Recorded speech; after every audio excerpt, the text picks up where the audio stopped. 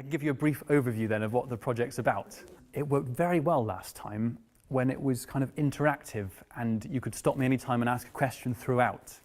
I might try and save up for a haircut as well. It's been 6 months again. I've actually just been too busy, that's the real reason. So there's just so much to do. It has many names, what it is. It's a food forest, a forest garden, agroforestry, all those names apply. It's just my garden to me and where I live. I think, Molly, you mentioned I was living in a yurt on it. I was for 5 years. I've actually upgraded to a swanky new caravan now. I say new, it's like an early 80s caravan. It's not new, it's awful, but it's got running hot water, it's got a gas heater, and it's got electric lights. It's a self-supporting ecosystem where everything has a symbiotic relationship. So everything that's planted is planted for a purpose. Mostly things have a direct edible purpose. You can eat the leaves or the roots or the flowers or the fruit or the nuts from it. But if it doesn't have a purpose that's directly edible, it has an indirect edible purpose, like it's a support plant for another tree, like a nitrogen fixer to put nitrogen into the ground, or it's a bee plant so that you can eat it in the form of honey, or it's a windbreak or something that will support habitats like birds that will eat your slugs. I woke up in the middle of the night and my bed was wet. I was embarrassed for a second, but it was with sweat. I was sweating and I looked at my thermometer and it was 40 degrees centigrade in there. It's because I'd put willow on the fire before I went to bed. And being inexperienced with what wood was what, willow burns very, very hot, but very, very quickly. And I realised it was because I was using willow logs, so I had to open the door and go outside and cool off and come back in again. I've become a bit evangelical about forest gardens. If I travel anywhere or if I'm in a shop, I end up talking to people about them and telling them how they can plant one. And that's why people keep coming to me on a weekend for tours and advice. Watercress. I have bathtubs in the ground. They are actually filled up with spring water because I'm fortunate enough to have a natural spring on the land. But if you want to grow watercress and you've not tried it before, it's so easy. You can grow it in a bucket at the bottom of a downpipe. If you buy from a supermarket fresh watercress and just drop it in the bucket, quite often there'll be a living piece in there that will start sprouting. It needs no soil, well, it does need nutrients, but it gets that from the rainwater. Lady's smock, you'll see there's everywhere in hedgerows and in fields. They're little purple flowers, and they're good for bees, so I don't take too many, but if you pick the heads off, they taste like pepper and good in salads and the like. Dandelions, they are a weed, but you can eat them as long as they're not anywhere where dogs and cats have been. Flowers are good, leaves are good. You can actually buy a variety of thornless hawthorn, which is a wonderful one for your garden because it's not thorny and it has really big haws on it. It's grafted, so sometimes from the graft it starts sprouting out and you've got to cut off the suckers, but there's a thornless hawthorn that makes a wonderful hedge, and it's good for the berries and the leaves. Raspberry leaves, bramble shoots, taste like coconut. There's pennycress and landcress. That grows everywhere. You must know it has exploding seed pods. It gets everywhere. Meadows are really important. I mean, there are only, I think, 3% of the meadows left in England there were 50 years ago. So I need to actually encourage people to, restore meadows. Just grab handfuls of them with a glove on. And I usually pour boiling water on them, make tea, drink the green juice, and then put the limp nettles on toast and have them with some grated cheese or something. They're quite nice. Well, they're not nice, but they're good for you. Yeah. Well, nettle soup, of course. Put some cream with them. Mint, bay leaves. Yeah, sorrel, borage, rosemary, goosegrass or cleavers. I wouldn't eat that raw. It really sticks in your throat. Horrible sticky stuff. It's not bad, actually. It hasn't got any particular flavour, but it's got lots of protein in it, vitamins. It's all right. Do you ever eat anything that tastes nice? That's in June and July, this month. All the berries come out this month, yeah. Pollen's all right from the bees. I collect some pollen just one day a month when they're doing really well. Wild garlic, that's all right. Columbine or aquiledias or granny bonnets, they're, again, not that nice. They do grow everywhere, yeah. There's what's called a pollen trap. It's like a mesh that goes over the entrance of the hive. You mustn't leave it in there indefinitely because the bees need pollen. It's their protein. They get the carbohydrate from the nectar, from what they make honey from, and the pollen is like their protein. And just for perhaps a couple of hours on a really hot day when they're collecting really well so they won't miss it, you put this mesh which has holes in it just the size of a bee, and as they go through it brushes some of the pollen from the pollen baskets on their legs into a little collecting tray underneath. I think I mentioned that I had chickens last time, and I'd created the ultimate fox-proof ladder, if you remember. Yeah. And I had the chickens 6 feet off the ground over a pond, and their droppings were going into the pond and making it fertile, where I was growing different aquatic vegetables like Chinese water chestnuts and arrowheads and those sorts of things. And the ladder was fox-proof. It did work. I observed foxes sniffing around and not climbing it. It was not, however, weasel-proof, I'm sorry to say. I didn't even consider weasels. They can climb anything. It's 6 feet off the ground, and there's 2.5 feet between each rung, and the rungs are made from thin dowel. And the chickens, it's good to put the ladder there when they're inside, so they learn how to hop down it, so they know how to get back up it. I learned the hard way and actually put the ladder there when they were out, and when it came to bedtime, they started roosting on it rather than actually going back up into their home. And I actually lifted them and taught them to go from one rung to the next, and had to put them there, and they learned after a week. Hasn't this been the worst year for slugs? It really has. They're everywhere.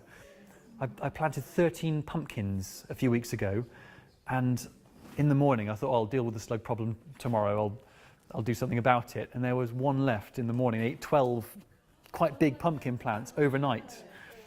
And there are lots of little fat slugs everywhere now, fat on my pumpkins. I drank the tea regardless, and at the end I ate the tomato and thought, it's incredibly bitter, this is disgusting. I spat it out, and it was a huge orange slug. And I found the tomato on the floor later. It hadn't gone into my tea, but now I never pour boiling water into my cup by candlelight anymore. I always get a torch and shine it in to make sure it's empty. The number of slugs decreases in proximity to the pond because the frogs come out from the pond and eat the slugs from all my salad crops.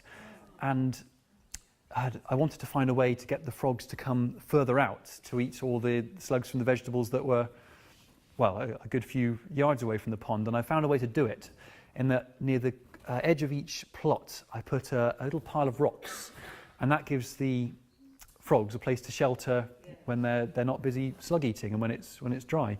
And it's worked. I still have some slugs, but very, very, very few. And I've lifted up a few of the rocks, and there are toads and frogs hiding under them. So that's a really good way, if you've got a pond, to encourage the frogs to go further away from the pond and to stay there. I'd never bought her a box of chocolates, but I did one evening, and I told her I had a box of chocolates for it. It was wrapped in its plastic, and when she came back to the yurt, I gave her this box of chocolates, and she thought I was joking because it was completely empty.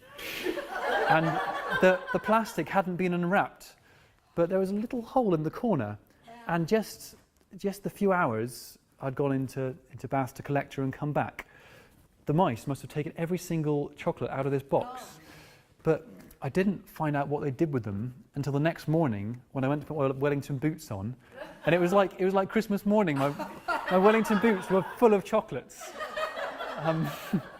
Last winter time I was using this multi-catch humane mouse trap, but rather than taking one mouse and putting it somewhere else at a time, I wanted to make the trip worthwhile. I'd wait till I'd have 10 or 20 mice, and I was keeping them in a milk churn in the meantime and feeding them things, and I had some bedding in there for them. I had a milk churn because they couldn't jump out. And it didn't seem to be working. No matter how many mice I caught, there were just more and more mice. And so I started putting a line of Tipex on their back, a white line, so that I could see if they're coming back. And I took them to start with down into the village. And after a couple of weeks, I started catching mice with the same line on their back again. And then I took them 2 miles away, and 6 weeks later they'd come back. So I took them to Chumagna in the end, which is about 5 miles away, and they didn't come back. And I haven't heard of anyone in Chumagna catching strange exotic mice with white lines on their back, but it won't be long before there are stories going around the valley about these mice with white lines. It's very minimal management. I don't control the swarms, and the idea is when a swarm comes out, it will go into one of the other hives I've got baited, and so far it's worked actually, although they haven't really stayed there. They've just gone back to where they came from again and keep going to and fro. But I've caught so many other things with these bait hives. And there is a wonderful nest of baby finches in one of them and blackbirds in another. Really? And it has been known that bees and birds will live in the same same hive at the same time. So when I want to talk to people about the bees and the birds, they sometimes get the wrong idea, but actually I awoke to see a blackbird amongst my books on the bookshelf arranging some twigs, and I thought, this is early for them to nest. She looked at me as if to say, what are you doing here? And I said, what about me? What are you doing here? I went to put on my beekeeping suit to inspect my bees for the first time of the year, and the nest was beautifully constructed in the pocket of my suit. So I had to borrow one, and they're still there actually. They've got chicks at the moment, and they're poking their heads out of the pocket of my bee suit.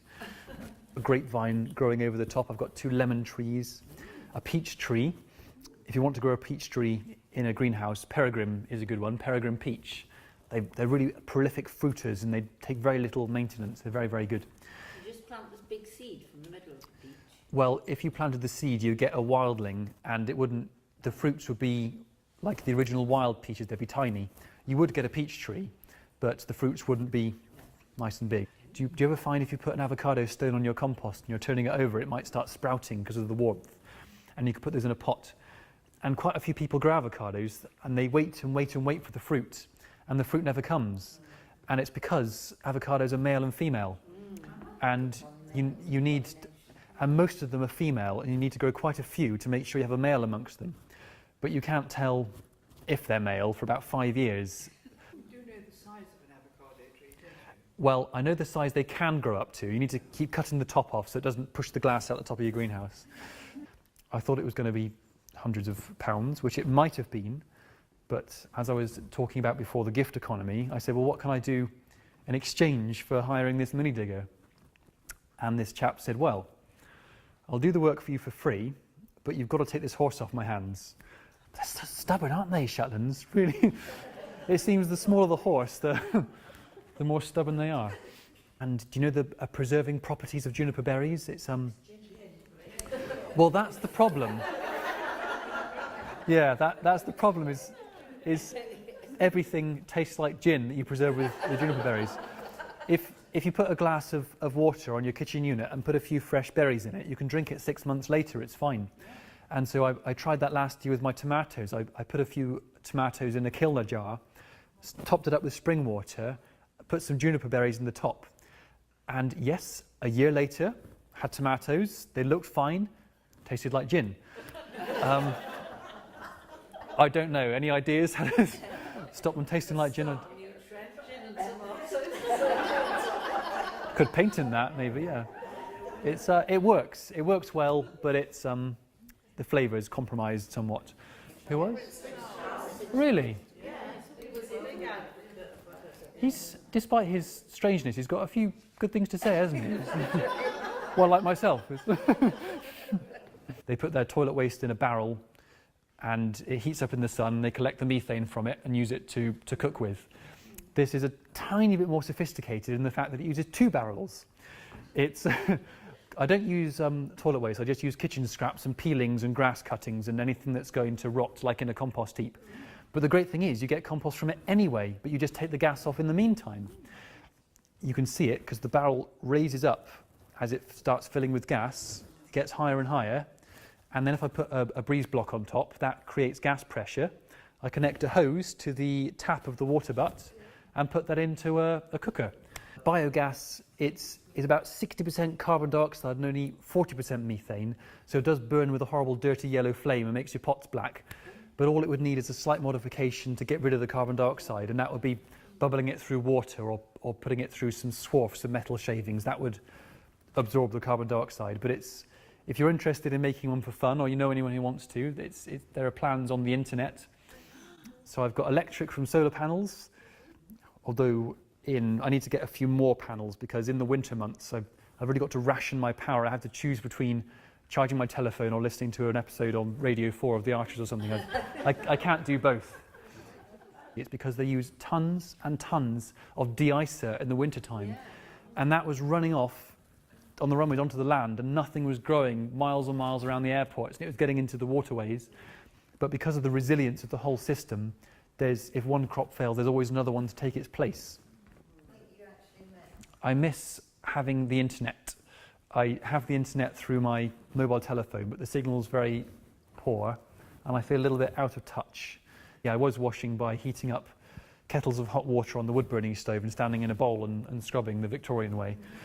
It worked, but it was just hard work. It's really good having a thornless bramble, because I can tell which ones are the ones I want and ones I don't. I just pull up the thorny ones and... It eats everything else as well. It won't eat grass, it'll eat everything else around it. So I need to get geese to keep the grass down and goats to keep everything else down. I've actually heard of a story of a boy who trained a goat to trim his hedge. He trained it just to eat 3 inches off the new growth from his hedge, and then sort of rewarded it when it did, and then pulled it away when it ate too much. And after a year, this goat just worked its way around the outside of his plot, just nibbling the hedge, just keeping all the new growth off. Got some fertile duck eggs and trained his collie dog to lie on them all the time to incubate them. The ducks hatched out. They wandered around his land, eating slugs and laying eggs. And then when the winter time came, they joined wild ducks, flew away for the winter to wherever ducks go. And he didn't have to feed them because they were somewhere else. They came back in the spring and to bring up their own family and have ducklings. So he started a perpetual cycle of ducks on his land without having to feed them or to do anything. And you only had to use the dog the first season. That's right, yes. Just the first season, and the ducks carried on themselves. Again, not something I'm going to do, but it's interesting what can be done if one wants to. And I actually empty my chamber pot onto the scarecrow. We won't want to go near him, but I only have to keep him topped up every couple of weeks rather than doing it every day. And because he looks human-like and he must smell terrible, and the urine soaks into his clothes and the rain doesn't wash it away so quickly. So I do that every couple of weeks, and that keeps the deer away, and it's fine. Poor old Jack. A lot of my female friends have contributed, and that hasn't worked. It has to be male. I got some quite tolerant friends. Incidentally, he does a very good book on how to grow perennial vegetables, which is something I was going to talk about. It's all in this book, though. How to Grow Perennial Vegetables by Martin Crawford. Fantastic. Thank you very much, everyone. Now you know why we keep that. You're our most popular.